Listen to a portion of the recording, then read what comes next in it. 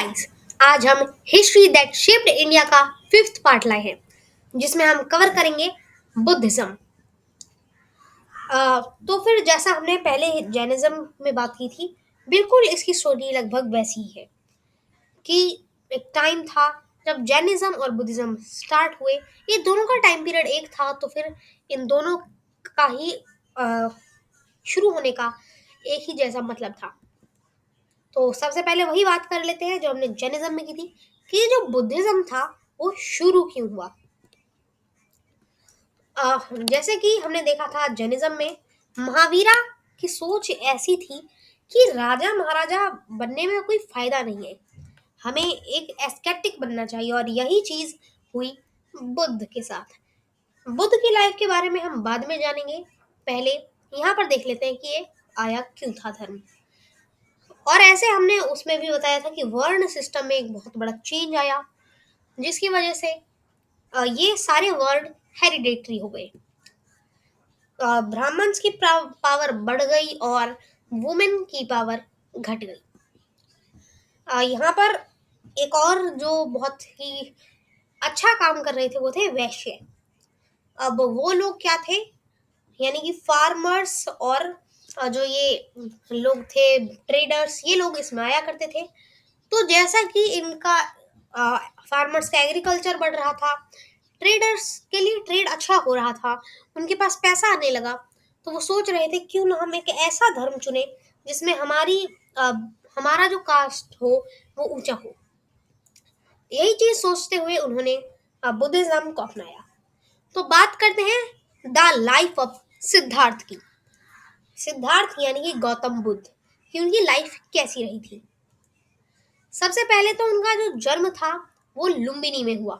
लुम्बिनी जो कि आज के नेपाल में है, इंडिया के पास में ही यहाँ पर लुम्बिनी स्थित है। ये एक क्षत्रिय धर्म में पैदा हुए थे, लेकिन उन्हें अच्छा नहीं लगा क्षत्रिय रहना, और वो क्या बोलते हैं एस्केटिक बन गए। क्यों बने इसकी भी हम बात कर लेते हैं। क्योंकि जो उनके पिताजी थे, उन्हें एक ब्राह्मण ने कहा था कि या तो ये एक बहुत बड़े राजा बनेंगे, एक बहुत बड़े यहाँ पर ये एस्केटिक बनेंगे।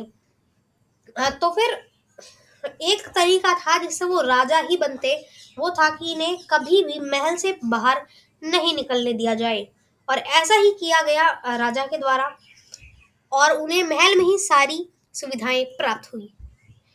एक दिन उन्होंने रथ लिया और अपने सारथी के साथ वो घूमने गए बाहर, और वहां पर उन्हें एक बूढ़ा इंसान मिला। जब उन्होंने सारथी से पूछा ये अलग क्यों लग रहा है ये इंसान, तो उन्होंने बताया सारथी ने कि सबकी उम्र धीरे धीरे बढ़ती है, और अ, इस इंसान की उम्र अधिक हो चुकी है। ऐसे ही फिर उन्हें एक बीमार इंसान मिला। तो बीमार इंसान मिला तो उन्होंने पूछा ये इंसान कैसा हो रखा है, ये अजीब सा क्यों है।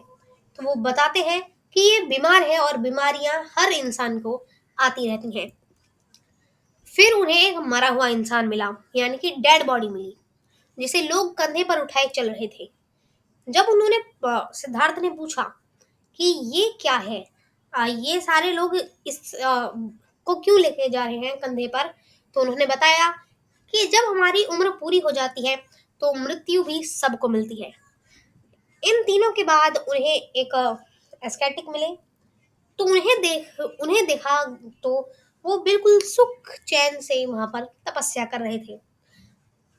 उन्होंने जब सारथी से पूछा तो सारथी ने बताया कि ये एक एस्केटिक है, और यहाँ पर ये तपस्या कर रहे हैं, ऐसी चीजें उन्होंने बताई। गौतम बुद्ध इस चीज से बहुत ही प्रभावित हुए। उन्होंने सोचा कि जो ह्यूमन सफरिंग है उसका एक ही तोड़ है कि हम भी एस्केटिक बन जाए, तपस्वी बन जाए, और यही उन्होंने किया। फिर उन्होंने जो बौद्ध गया है वहां पर इनलाइटमेंट प्राप्त की, और उन्होंने सारनाथ में पहला प्रवचन दिया। इसके बाद जो वहां पर कुशीनगर है उन पे वहां पर उनकी मृत्यु हो गई, डेथ हो गई। ये चार जगह बहुत इंपॉर्टेंट है जो बुद्ध है उनके बारे में। एक तो लुम्बिनी जो नेपाल में है, और फिर बौद्ध गया, और यहाँ पर ये जो है वो आ जाती है बिहार में। लुम्बिनी रेड कलर में है, येलो कलर में आ जाती है बौद्ध गया। ऑरेंज कलर में हमें दिख रहा है सारनाथ, और ग्रीन कलर में कुशीनगर। इंपॉर्टेंट जगह है बुद्ध को अगर हम देखें तो उनसे रिलेटेड। फिर अब हम बात कर लेते हैं कोर टीचिंग्स ऑफ बुद्धिज्म कि उन्होंने क्या क्या सिखाया। बुद्धिज्म में क्या क्या सिखाया जाता है। तो इसमें सबसे पहले तो एट फोल्ड पाथ है, जो कि बोलता है right view, right mindfulness, right concentration, right effort, right livelihood, right action, right speech और राइट इंटेंशंस। साथ ही में आते हैं फाइव परसेप्ट्स, जो कि बोलते हैं no killing, no stealing, no lying, no sexual misconduct, no intoxicants. और इसके बाद यहाँ पर एक और यहाँ पर बिलीफ इनका जो है वो ये है कि एक चक्र है, जिसे जिसमें होता क्या है, इंसान जीवित होता है, मरता है, फिर उसका जन्म होता है, फिर वो मरता है, फिर जन्म होता है, फिर मरता है। इस चक्र से निकलने का एक ही तरीका है और वो है मोक्ष। इस चीज को वो मानते हैं। और साथ ही में अब हम बात कर लेते हैं बुद्धिस्ट काउंसिल्स की, जो 4 मेजर बुद्धिस्ट काउंसिल रही है उनकी बात कर लेते हैं। जो पहली बुद्धिस्ट काउंसिल हुई थी वो यहाँ पर हुई थी पाटलिपुत्र में। करवाई थी इसे महाकश्यपा ने। अजात शत्रु उस समय के राजा थे, तो उन्होंने उनकी देखरेख में ये हुई थी। और यहाँ पर हुआ क्या, इस बुद्धिस्ट काउंसिल की जरूरत क्या पड़ी, इन्होंने इस समय पर 3 पट्टिका निकाली। अब वो निकाली क्यों, इसका वजह ये है, जो बुद्धिस्ट टीचिंग्स थी उनको कंपाइल करने के लिए इन्हें लिखा गया था। इसके बाद आ जाती है हमारी सेकंड बुद्धिस्ट काउंसिल। तो ये करवाई थी साबा कमी ने, इन्होंने रिसाइड कराई थी, और कालाशोका जो किंग है उनके देख रेख में हुई थी। फिर इसमें हुआ क्या, जो यहाँ बुद्धिज्म है उसे 2 हिस्सों में तोड़ दिया गया था, एक तो शतावीरा और एक महासंघिका। फिर आती है थर्ड बुद्धिस्ट काउंसिल, जो कि मोगाली पुट्टा तिस्सा ने करवाई थी। और इसके बाद मतलब इसी टाइम पर जो राजा रहे वो रहे थे अशोका। अब इसका क्या रीजन था कराने का, वो था स्प्रेड ऑफ बुद्धिज्म। अलग अलग जगह पर बुद्धिज्म को लेके जाना था। अफगानिस्तान, तिब्बत, चीन, कोरिया, जापान, बर्मा, जावा, सुमात्रा, श्रीलंका, हर जगह इस धर्म को पहुंचाया गया। इसके बाद यहाँ पर फोर्थ बुद्धिस्ट काउंसिल हुई कश्मीर में। वो वासुमित्रा और साथ ही में अश्वघोषा थे, उन दोनों ने मिलकर करी थी। अब ये क्यों की थी वो हम बाद में जानेंगे, पहले देख लेते हैं किस राजा के टाइम पर की थी। तो राजा थे कनिष्क। अब ये कराई क्यों थी, ये कराई थी 2 हिस्सों में, टूट चुका था उस टाइम तक बुद्धिज्म, तो उसे पूरी तरीके से अलग करने के लिए। एक तो यहाँ पर आता था एक ग्रेटर व्हीकल और एक लेसर व्हीकल। तो फिर इसमें तोड़ने के लिए इसको कराया गया था। अब हम देख लेते हैं स्प्रेड ऑफ बुद्धिज्म कि वो कैसे स्प्रेड हुआ। तो पहली चीज तो है कई सारे राजा महाराजाओं की वजह से, क्योंकि अगर वो इसे अपनाते थे तो और लोग भी उसकी तरफ आकर्षित होते थे। जैसे हर्षवर्धन, यहाँ पर अजात शत्रु, बिंबिसार, कनिष्क, अशोक, ऐसे कई राजा महाराजा रहे। फिर यहाँ पर जैसे जंग होया करती थी, तो धीरे धीरे बड़ा एरिया होता रहता था और लोग राजा के धर्म की तरफ और आकर्षित होते थे।